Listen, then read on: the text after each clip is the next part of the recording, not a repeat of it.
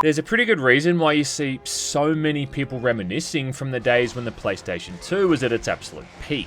Not only was it a humongous step up technologically from the PlayStation 1, but that era is when we got some of the all-time best games ever made, even just on the PS2 alone. With stuff like the original God of War series, Metal Gear Solid 2 and 3, as well as arguably some of the best survival horror titles.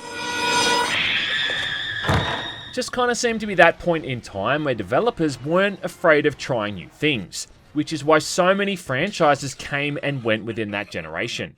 And one of those is Team Soho's The Getaway, often mislabeled as a GTA clone. Shut it and listen. Simply it seems because it takes place in an open world where you can drive cars around. Much in the same way that every first-person shooter in the 90s was often referred to as a Doom clone, simply because in that case it was played from a first-person perspective and let you shoot things.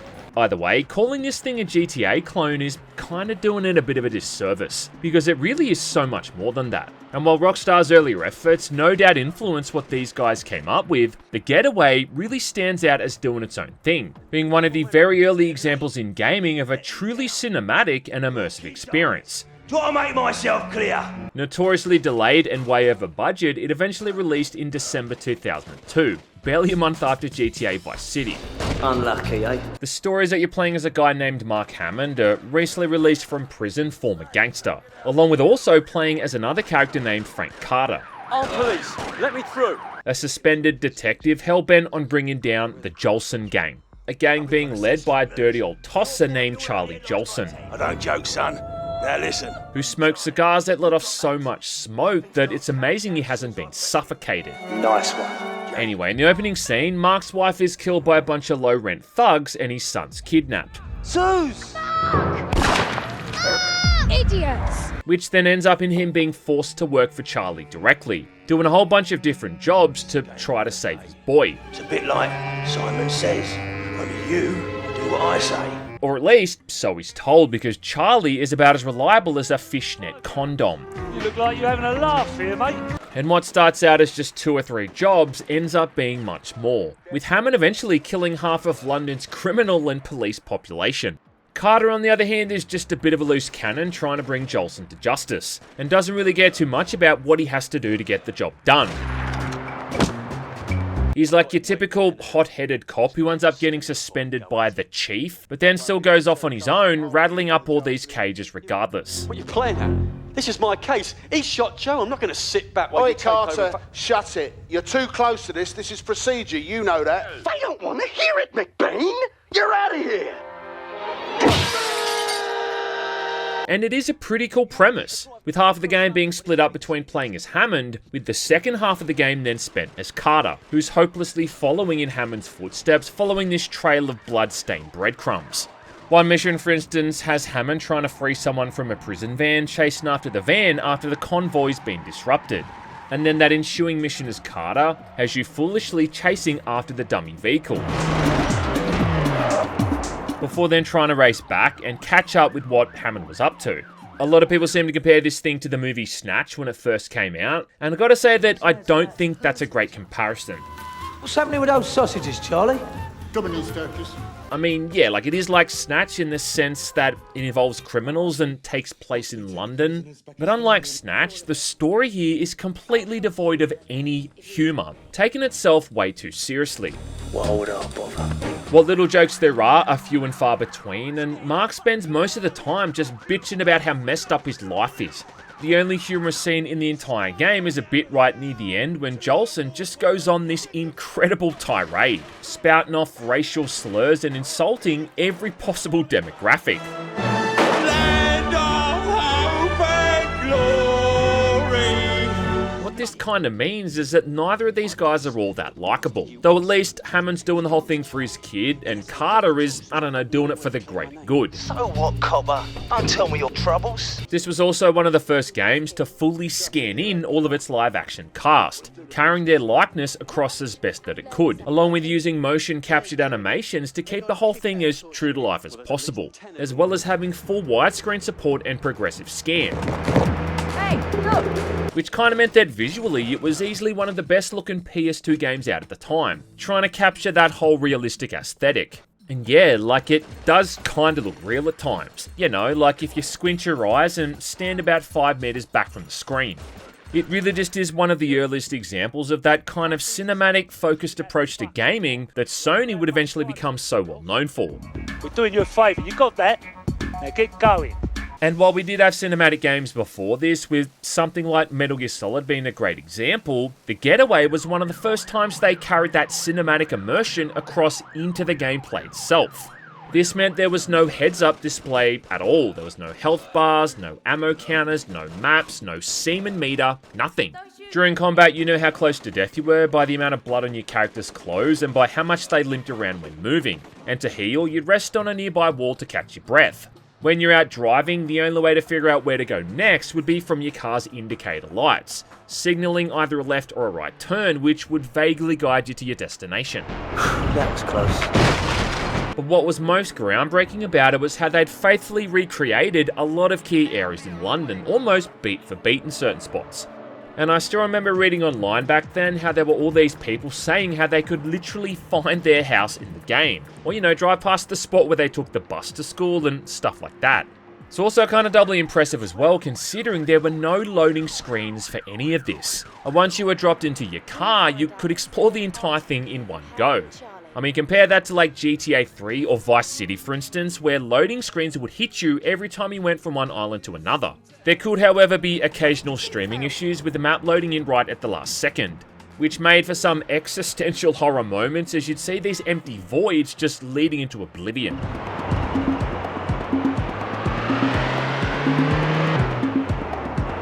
What the fuck? But for a PlayStation 2 game, of all things, to be able to have a city this large and so accurate to life, like that kind of thing was just absolute black magic. The real comparison at the time was obviously going to be the GTA games, but those were more or less just based off the cities they were set in, with New York, Miami, and Los Angeles.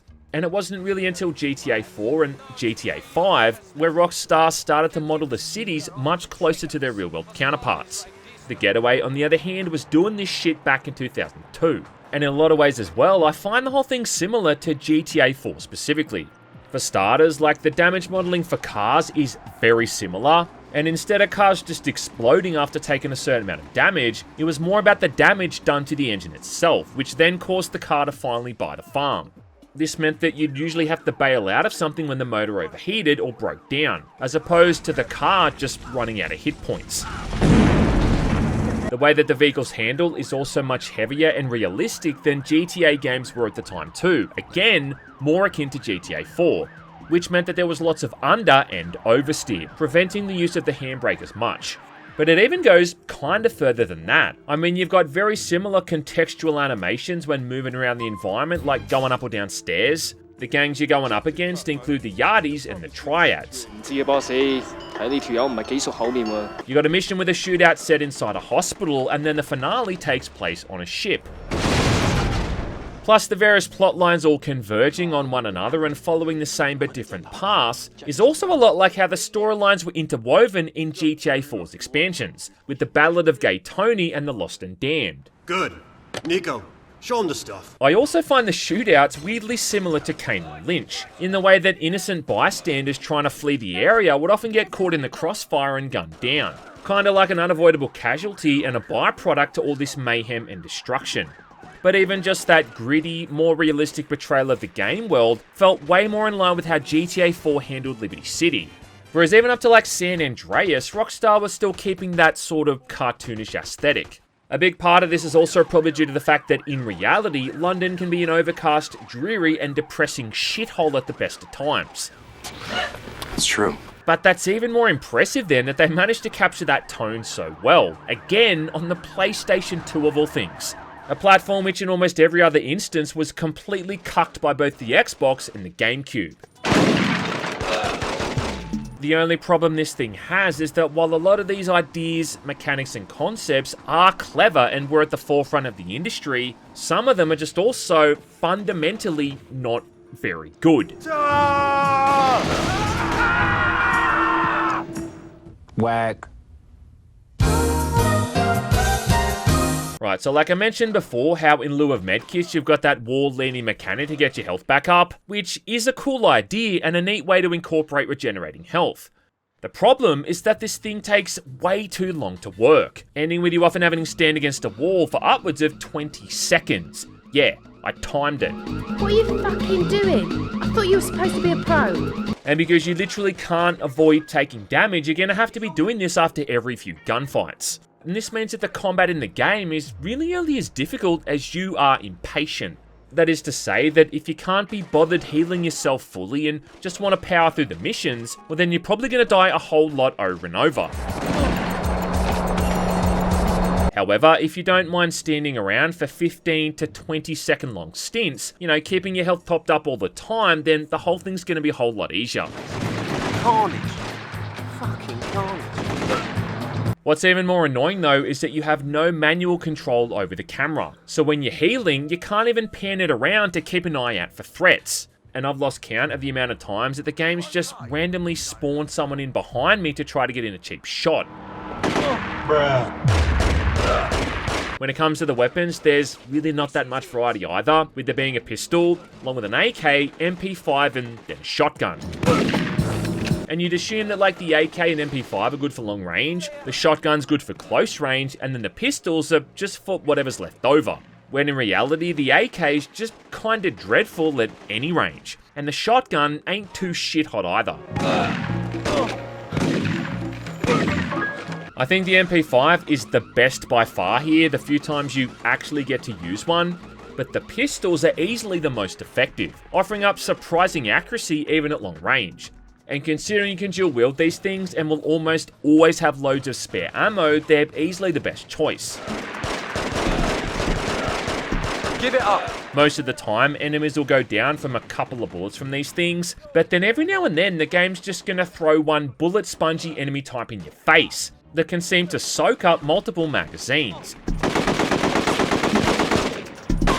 Yeah, a very early example of what I like to call artificial bullshit. There's also a very early example of cover shooting implemented in here as well, and this does work pretty well for the most part. The only problem is that the button to dodge roll is the same as it is to pop in and out of cover, which, as you'd expect, results in lots of instances when you're trying to jump into cover as opposed to dodging and vice versa. Still though, I'd say the shooting functions okay for the most part, with a handy lock-on system that's usually smart enough to target the nearest enemy. There is manual aiming as well, but the complete lack of a crosshair makes hitting something with this mechanic harder than writing on a postcard with a dog turd. Are you getting this? The Getaway's most egregious crime though when it comes to the combat is that for half of Hammond's story he's got to work alongside self-confessed badass Yasmin. Why should I trust you? You haven't exactly got many friends left, have you? Yeah, now this is the so-called assassin who was there when Hammond's wife was killed, and early on she claims that she's great at killing people. What are the odds? Only for her to get her ass handed to her by a single enemy, and being directly to blame for the majority of game overs. You silly fuck. And let me tell you man, there's nothing more annoying than seeing a game over screen because an NPC has been killed again for the 10th time.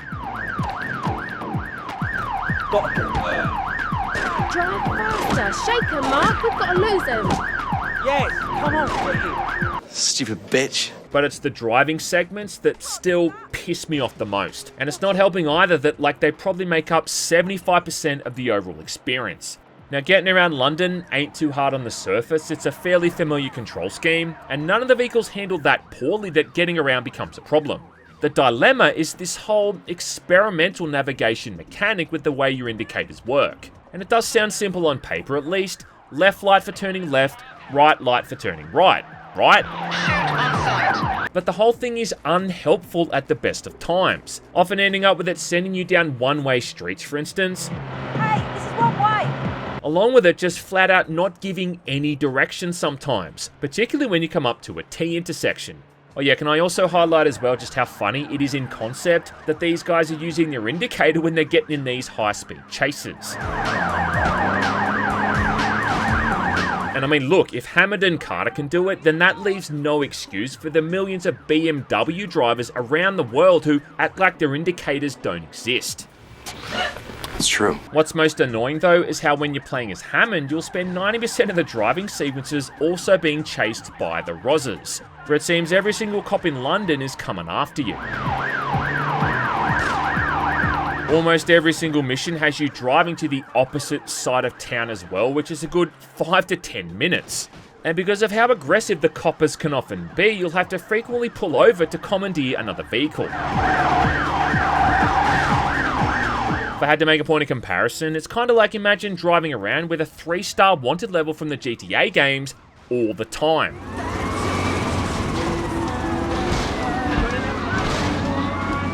Oh yeah, and to make it worse, eventually you'll have gang cars chasing after you too, that have got guys hanging out of the windows firing AKs and shooting your tyres to shit. Now the best way to avoid the cops is to just drive like a total loser, obeying the road rules, stopping at traffic lights, giving way and all that kind of stuff. Yeah, like a law-abiding citizen. How boring. Which is fine, you know, if you want to take 5 times as long to get your objective. Only, that's not going to help you when one of the gang cars rolls up and you're forced to flee anyway. And again, when you're driving, you've got no control over the camera, so you can't even look around to see where these pursuing vehicles are coming from. A basic feature which even GTA 3 had, by the way. This all might have been fine if the city was at least easy to navigate, but remember that all of this is based off actual London.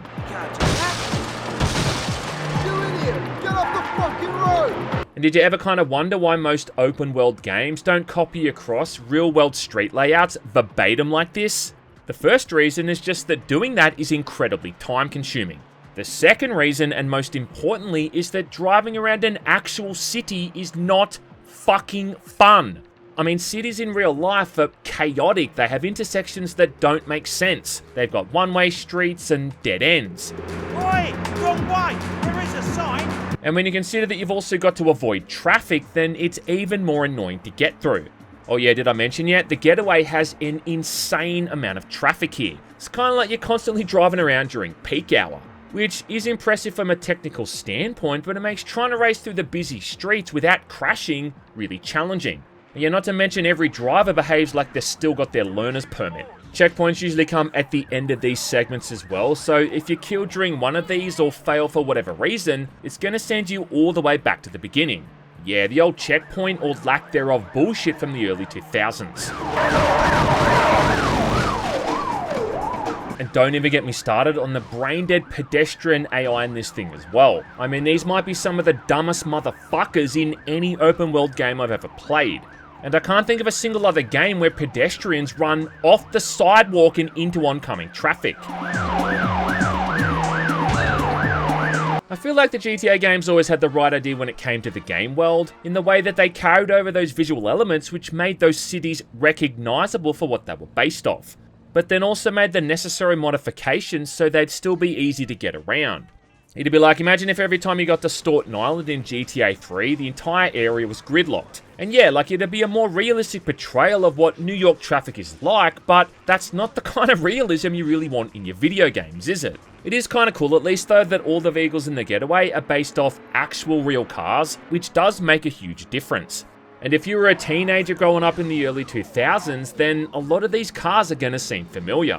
Also, on another positive note, at least when you're playing as Carter, you don't have to worry about the cops, and can speed your ass off constantly without any repercussions. That actually goes a long way too in making his half of the campaign vastly more fun to play through, along with the fact that for a lot of these chapters, you're helped along the way with police backup.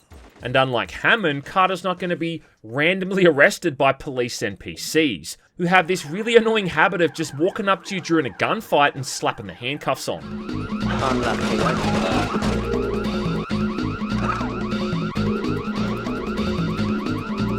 Still though, it does suffer from all the same problems, that being confusing and ambiguous navigation when driving, and slow, tedious action levels where you spend more time leaning against a solid object than you do actually shooting people. I will say though that once you get to the stealth sections, you'll be begging for the game to put either a gun or a steering wheel back in your hand. I don't know, but I like the sound of it. Because the worst thing by far are all of these chapters, both of which Hammond and Carter have to play through, where you've got to sneak around warehouses, dilapidated buildings, or at one point even a police station, snooping on nearby conversations without getting caught. If you get behind someone, you can grab onto them and snap their neck if you're playing as Hammond, or in Carter's case, cuff them up and arrest them. Something they thankfully don't even slightly protest over. And I mean, look, I don't know about you, but if someone suddenly came up behind me and threw me into handcuffs, well, you better believe I'd make a bit of noise over it. Now look, I have nothing against stealth in video games. In fact, it's probably one of my favorite genres. I just prefer my stealth games to play by the rules, or at the very least communicate to me through design where I need to go and what I need to do. These stealth areas in the Getaway, though, are almost just complete trial and error, because you're not going to have any idea of the patrol patterns or the routes of NPCs the first time you play them, leading to lots of restarts when you're detected. Bullshit! And in fact, I'm pretty sure that I never actually beat this thing when I first played it as a teenager for this reason alone. And if my memory is accurate, I gave up during this one stealth level as Carter set inside the Jolson's warehouse, where I just had no idea what I was supposed to be doing. And playing through this again for the video, I was instantly reminded of why I hated that section so much. Along with one of Hammond's final levels where you're inside Charlie's house and have to dodge all these laser traps, which if you trip them, cause the rooms to be flooded with poisonous gas, as if Jolson suddenly turned into a James Bond villain. Too late, darling. On this level alone, I probably spent a good hour or so, if not more, fighting a battle against the clunky controls and that unresponsive dodge move. Again, not really helped by the complete lack of manual camera control. It makes that actual final level set on the ship seem like a cakewalk in comparison. Get behind him, I'll keep him busy. Now, this is the bit in the story where all the pieces come together, with Hammond, Carter, the Jolsons, along with both the Yardis and Triads all coming together for this final deal, which ends up more pear-shaped than your mum's torso. Come on, man. Let's hear him out. And while Hammond is able to walk away from all of this on account of his kid being present, Carter, on the other hand, has to escape the ship before it explodes. Oh yeah, and if you expected some kind of proper ending for Carter's campaign, well then, don't. Because all it does here is just throw you right back to the main menu.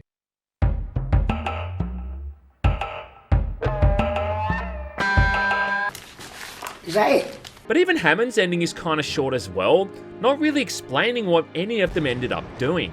And I don't know, like maybe the modern epilogue sequences we get in so many games these days has kind of spoiled me. But even just like a simple scene showing the dude hanging out on a beach somewhere, throwing a ball around with his kid, or being balls deep in Yasmin would have been nice.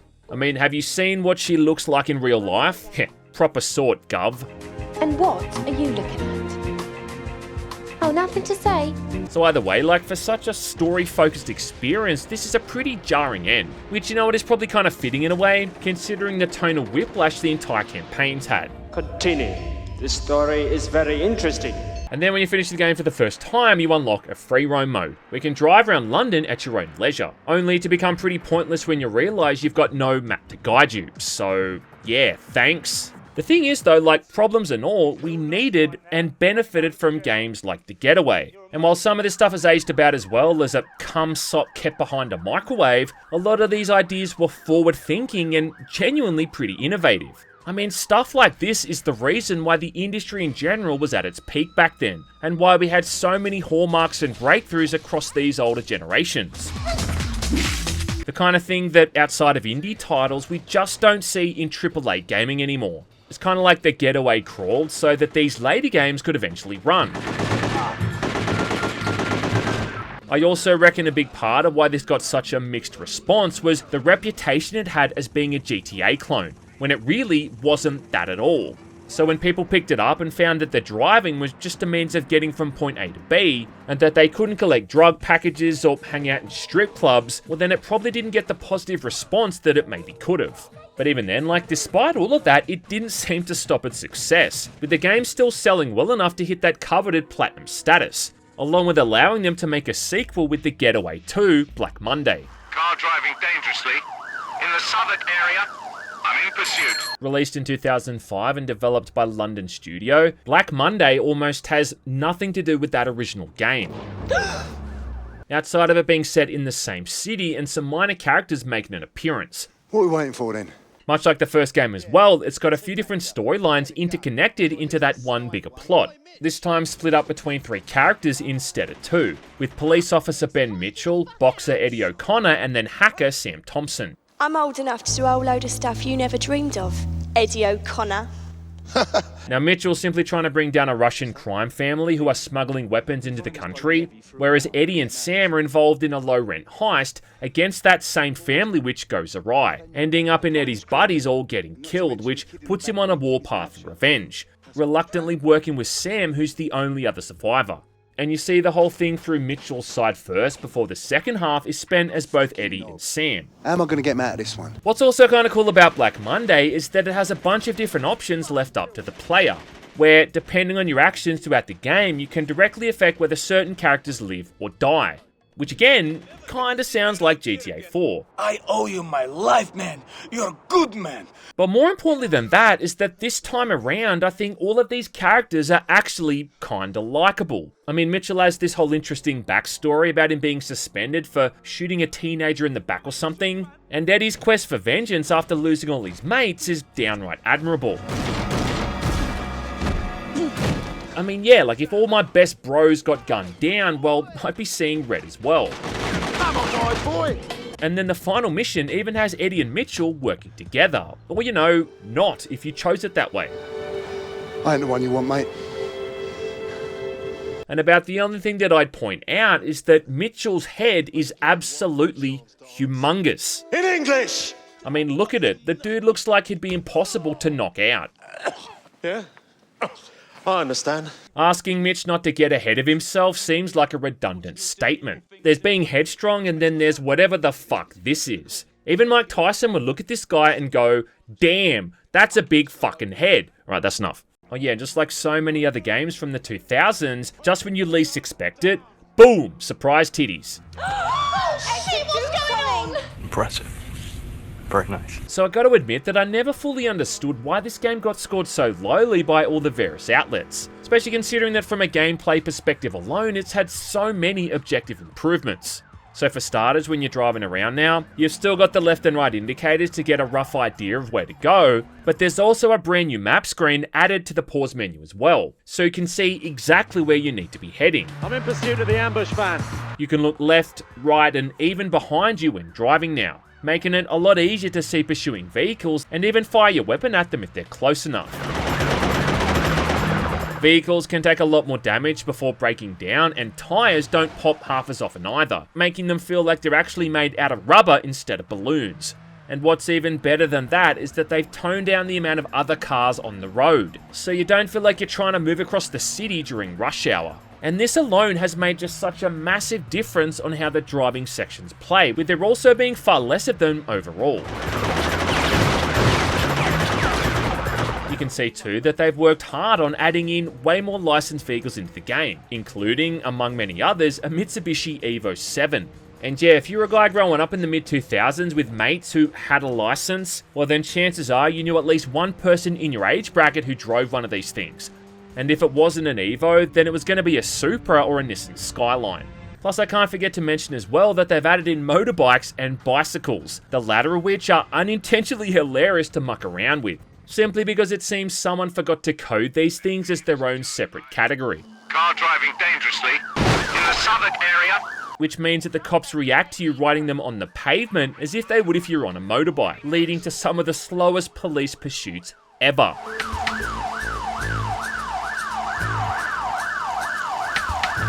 Alright, I know, like maybe that was intentional just to show us that it doesn't matter the year or the country, that literally everyone in the world fucking hates cyclists. Stupid bitch. When it comes to the shooting and the combat, this stuff plays much better as well. For instance, just basic moving around and taking cover is far more quick and responsive, especially when popping in and out and when dodge rolling around. The game still uses that whole leaning against the wall thing to regenerate your health, but this process is now much faster. So you spend more time running around and shooting people as opposed to leaning against a wall like some kind of crippled bitch. Out of ammo. The target's down. And some levels even have medkits to speed up the process even more. And again, like it just does wonders for the overall flow and the pacing, making these chapters much more exciting and intense, with you really only needing to stop after taking hectic damage. When it comes to all the weapons, Mitch is limited to either his MP5 and a pistol, but Eddie has access to pretty much anything he can get his hands on, even able to dual-wield submachine guns if they're available. And running around with a couple of these things, rolling into a room and blasting some fools is genuinely enjoyable. Being a former boxer, Eddie's also the only character in the series to come with a bunch of melee moves. Able to grab onto people and finish them off with a few different combos, or even pick up various weapons off the ground. Alright then! Mitch, on the other hand, can just run right up to someone, cuff them, and arrest them, which is kind of funny, just running right up to these idiots in the middle of a shootout. Get down! You're under arrest! So it's kind of like every single little shitty thing about the combat from that first game has been completely fixed or overhauled, and it's so rare to see a sequel do such a 180 like this. They even try to mix the missions up a bit, adding in a section as Eddie where you can shoot at pursuing vehicles with an AK by popping out of the sunroof. Shots have been fired. The final aspect to all of these story missions are those few where you're playing as Sam, and these are the only times where the stealth makes a return, where you've again got to remain undetected, seeing as Sam has literally no way of defending herself. And I do want to say that I think it's kind of odd how whenever you're seen during these by like security guards or whatever, that their first reaction to seeing a young woman trespassing is to simply just fucking murder her without question. There she is. Come on. Oh shit, I need... Boy, that escalated quickly. Either way, much like the first game, there is a whole lot of trial and error still going on with these. But the path you're supposed to take this time is usually pretty straightforward, and most other NPCs conveniently have their backs turned to you the entire time. Plus, it definitely offers up a bit of a much needed alternative to all of the shooting you do with Mitchell and Eddie, with Sam even being a lot more mobile and able to scale up walls and over ledges. I do remember a lot of people bitching about these missions though, which I always thought was kind of odd considering there's only 4 times you have to control her in total, compared to the other 20 something missions all up. Get off! And yeah, if nothing else, it does offer up some nice scenery. I ain't getting paid enough for this shit.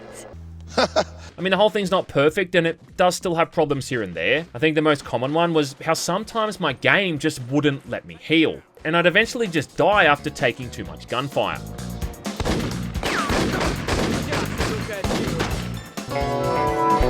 Every now and then when playing as Eddie, you've got to be careful that Sam doesn't get caught in the crossfire. Because yeah, being a 20-something-year-old girl, she does come with that expected weakness of being shot at. There's also all these other glitches you'll probably encounter as well. They're driving a black Brabus. Repeat, in an M-Class Brabus black. But all up, the gameplay is leaps and bounds better than anything we got in the first game. They've even added in more of the endgame stuff, with free roam now having multiple characters to play as, along with different game modes like street races. But what's great about all of these additions and improvements is that despite all of it, they haven't had to compromise on that original vision of keeping the game as immersive as possible, which means that it's still completely lacking any kind of HUD or user interface during the moment-to-moment gameplay. When you're playing as Mitch, for instance, you'll often run out of ammo for that MP5 and have to swap over to the pistol. And you'll know you found ammo for the MP5 again when you can see that it's now got a magazine in it. Target's down. So if you had me at gunpoint and were forcing me to play either the first game or Black Monday, well, that decision would be absolutely simple. I think overall it's just a victim of something having to be released in 2004. And I know that I've said this in a dozen other videos, but it's really hard to overstate just how insane that year was for releases. I mean, Black Monday came out in November, right? But you want to know what else came out that month alone? How about Half-Life 2, Metal Gear Solid 3, and Halo 2? And even just before that in October, we'd had GTA San Andreas. Poor old Black Monday, man, it never stood a chance. They're driving a black Brabus. Still sold pretty well though, eventually hitting platinum, and I've read online that it apparently sold around 2 million copies all up. So it's hardly a failure, just kinda seems like that absurdly high standard set by those 12 months meant that anything that wasn't a shining beacon for gaming was far less well received on the whole. I take it that's a yes. Finally, there was a third game released as well, which is worth mentioning, called Gangs of London, which even went on to inspire a TV series. But by that point, the series had strayed pretty far from its roots. But what's also worth mentioning is that the members of the team that worked on both of them would eventually go on to work for Team Bondi and create LA Noire, a game which not only had the same director, Brendan McNamara, but again one that also shares some similarities. For instance, LA Noire also used a still burgeoning technology. This time that whole 3D face scanning thing they did, able to carry across an actor's performance into the game verbatim, facial expressions and all. Alright already. Which was super awesome, not to mention important for a detective game, one that centered around interrogating people and reading their body language. Did you see anybody else in the yard? Maybe somebody hanging around the car? Much like the Getaway, it also had a more or less true-to-life recreation of a city, this time 1940s Los Angeles, treating the city again mostly as window dressing during the missions. This is your chance. Don't fail me. Nowadays, almost every big-budget release scans the voice actors into the game to the point that it's just become completely boring and uninteresting. And most of the time I find myself skipping through the dialogues and the cinematics just to get back to the actual gameplay. So the Getaway still lives on as this relic from a time when that approach to gaming was still in its infancy. It starts right now. Really finding its footing and trying to work out all the kinks of how all of this should look, feel and play. Something that they mostly achieved.